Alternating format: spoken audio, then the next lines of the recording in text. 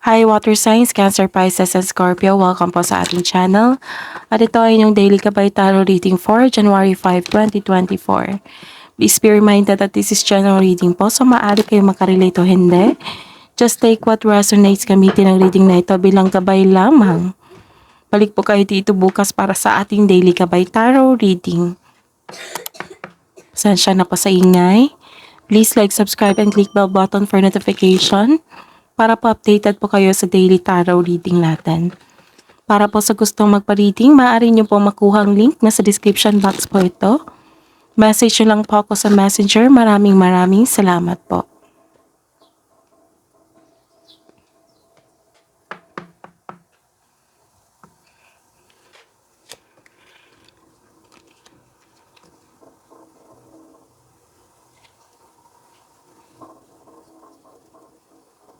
Okay.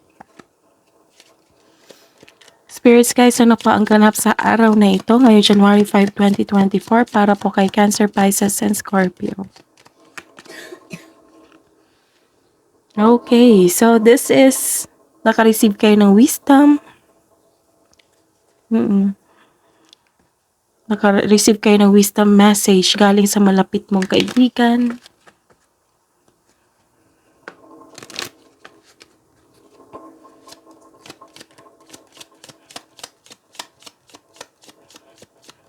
Ano pa po ang ganap sa araw na ito para kay Cancer, Pisces, sa Scorpio ngayong January 5, 2024? Okay, so maaring may cut off of communication dito. May cut off of communication dito or nag-cut off kayo ng connection sa isang tao. Kaya nag-usap kayo ng inyong close friend. Okay, so mag-ingat din kayo sa isang sharp edges. Kasi masugatan kayo. So, dobleng ingat po. And pwede din ito harvest. Nag-harvest kayo sa inyong tinanim.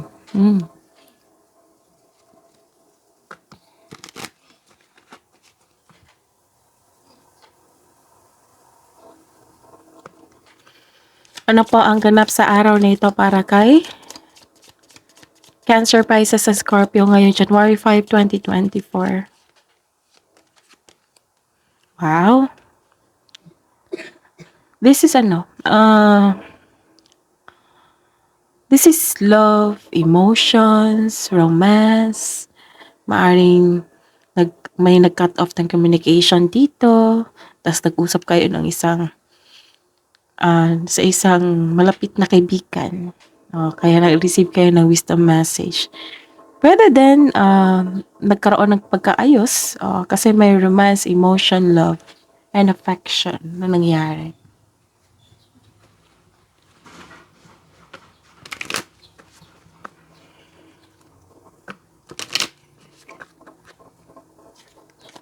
Message po, spirits guys, para po kay Cancer, Pisces, Scorpio ngayong January 5, 2024. Wow, think big for your future. Think big for your future.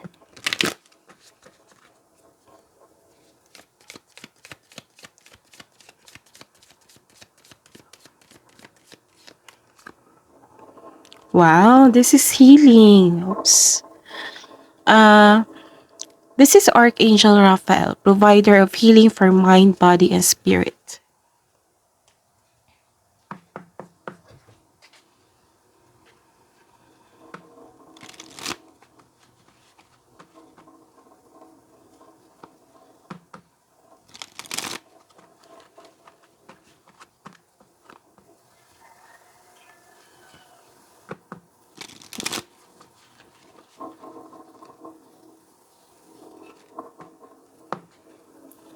Ano po ang energy ni Cancer, Pisces, sa Scorpio ngayong January 5, 2024?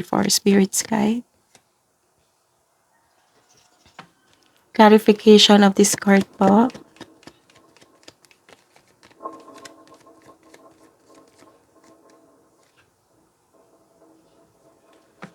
Career and money po. Clarification of this card.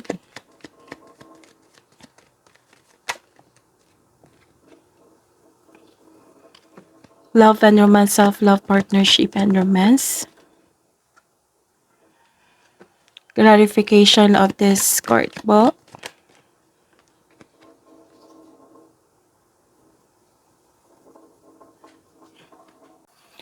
By the way, Cancer, Pisces, and Scorpio, please visit our channel po. Scroll down nyo lang po. Andun po yung separated video ni Cancer, Pisces, and Scorpio 2024 Gabay Tarot reading nyo po. Maraming salamat po. Ngayong January 5, 2024, para po kay Water Signs, Cancer, Pisces, and Scorpio. Okay. So, this is clarity and new ideas. Nagkaroon kayo ng determination. Mayroon kang new ideas na agad mong bigyan ng aksyon para magkaroon ito ng maagang resulta. May magaganap na importanteng pag-uusap o confrontation sa isang tao. So, the advice is trust the intuition na magkagabay sa inyo patungo sa susunod na hakbang ng pagkilos. Ang ilan sa inyo napapansin mo na nagkaroon ka ng improvement sa inyong communication and clarity sa inyong mga kaibigan o mga taong palagi mo nakakasalimuha. May pag-uusap dito. This is the connection. Nag-open up ka, may improvement sa inyong communication. Okay, so nagkaroon ng bagong insights dito and clarity kung paano i-improve ang inyong kaperahan o proyekto. Sign din ito sa mga gustong magsimula ng business o mag-level up sa trabaho.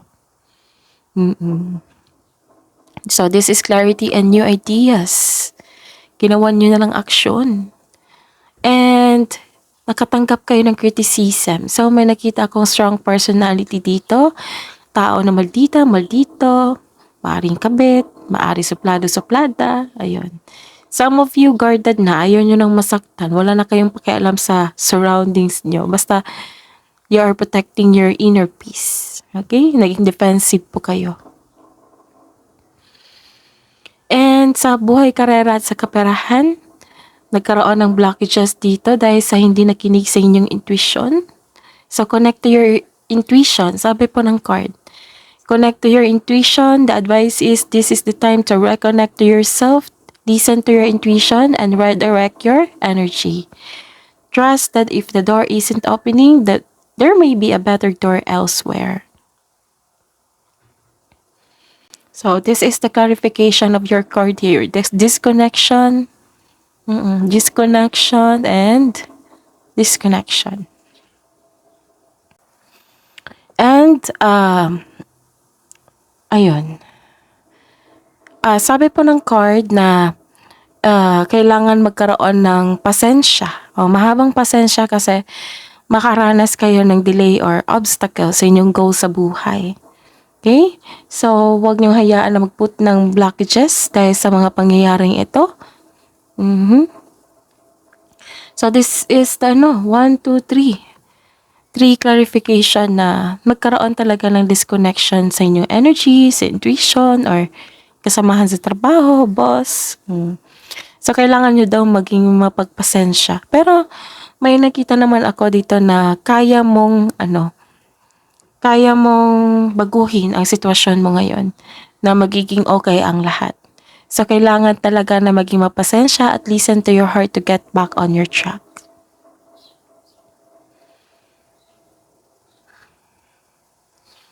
And,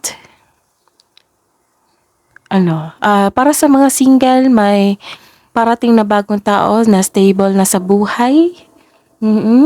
Sa mga may relasyon dito sa buhay mag-asawa, kayong dalawa ay matured enough na, loyal sa isa't isa. Both of you are taking action and stability upang may palagaw palalo ang inyong relasyon. So, you're working out with your stability.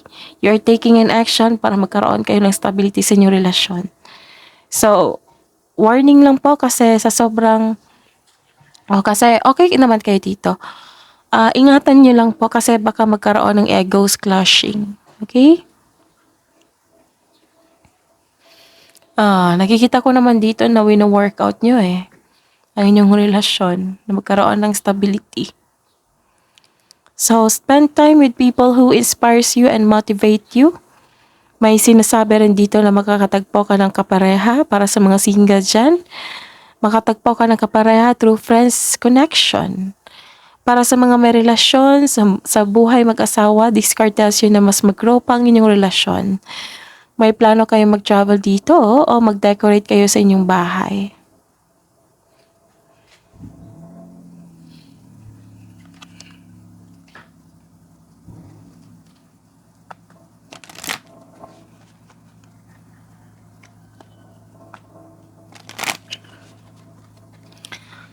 Hidden truth, anong iniisip mo? Anong iniisip ng mga Cancer, Pisces, and Scorpio sa mga single po ngayong January 5, 2024. We both know I am not the one for you.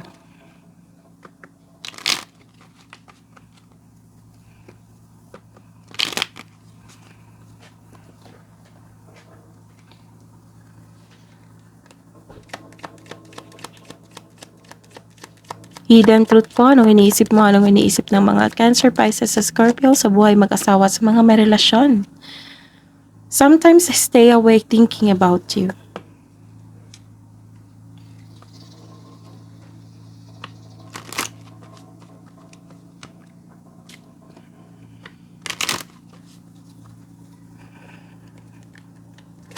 Love message siya pa para kay Cancer, Pisces, sa Scorpio para sa mga single ngayong January 5, 2024. Plan of vacation.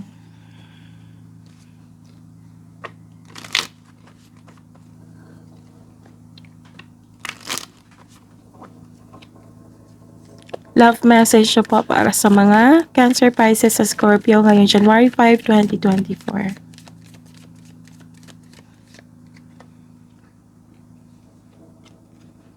Ground yourself.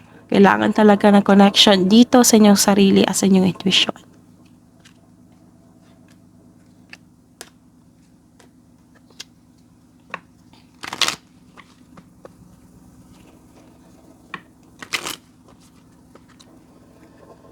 Love message niyo po.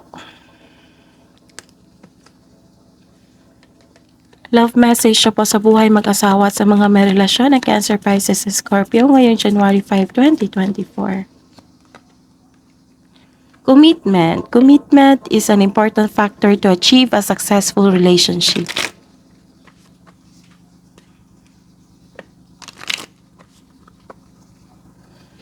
Ano pa po? Ang mensahe niya po para sa buhay mag-asawa at sa mga may relasyon na Cancer, Pisces, and Scorpio. Openness. Be open to accept divine guidance in your relationship.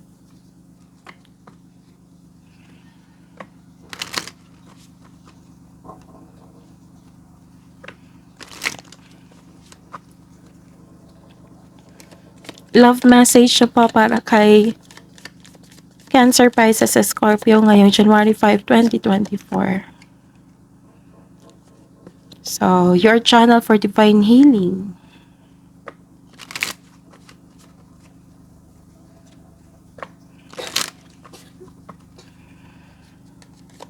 Love message, wisdom message siya po para kay Cancer, Pisces, and Scorpio ngayong January 5, 2024. You have divine knowledge that can help others through your spiritual teaching.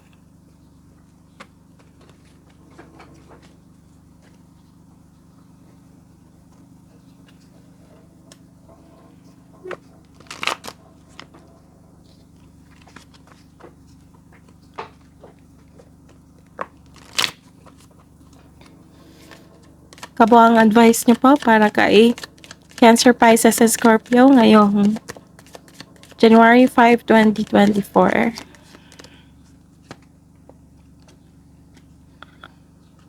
Emotions are running high.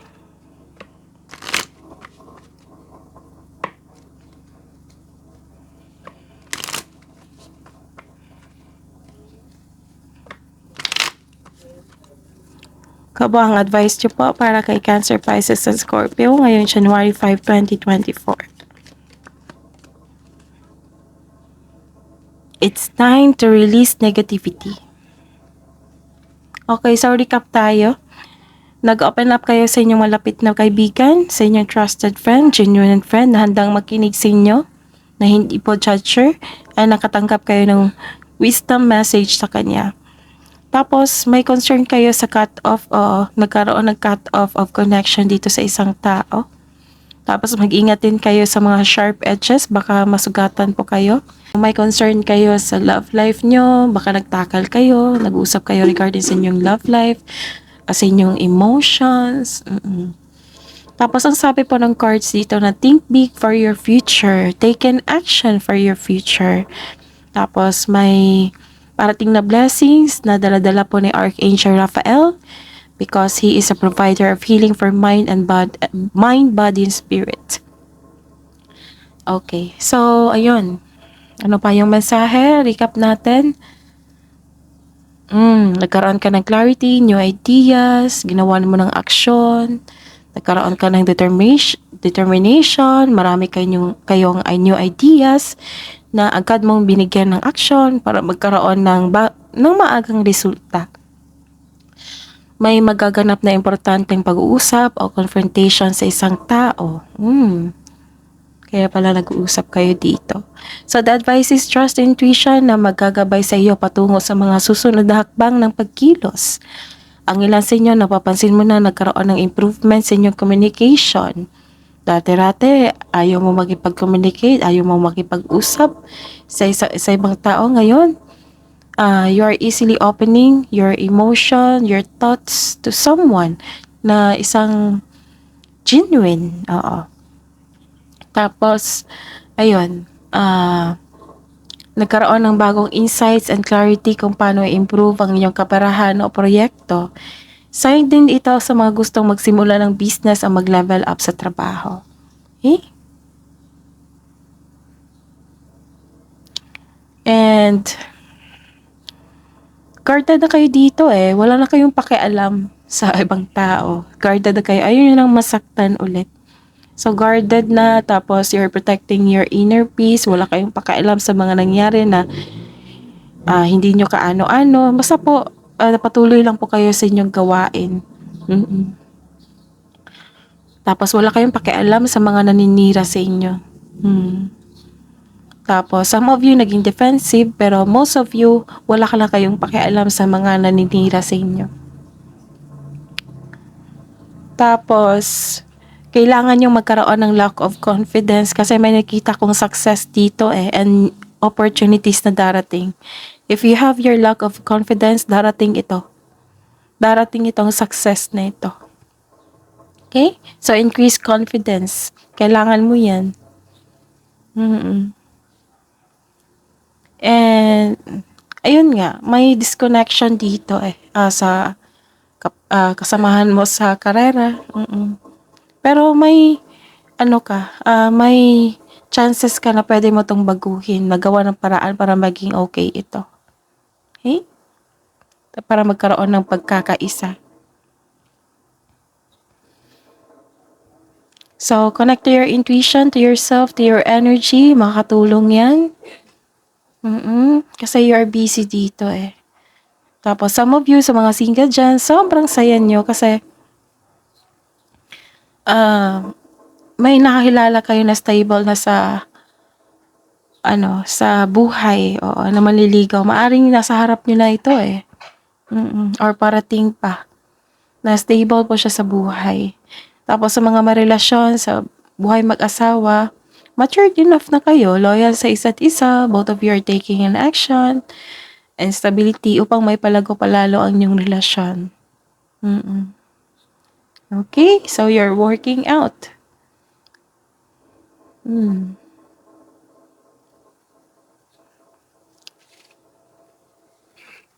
So some of you, you're planning a vacation, nagkaroon ng meditation, nagkaroon ng commitment and openness, pag-uusap ng mag-asawa at may relasyon. Tapos, emotions are running high kasi nag-usap eh. So, it's time to release negativity. I-release nyo na yan para mabigyan ng solusyon. Okay?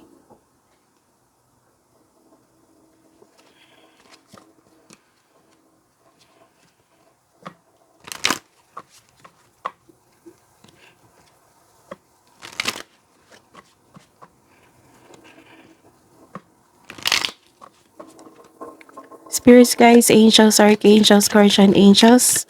Mensahe niyo po para kay Cancer, Pisces, and Scorpio ngayong January 5, 2024. Archangel Jermiel, learn from your challenges, relax, and trust.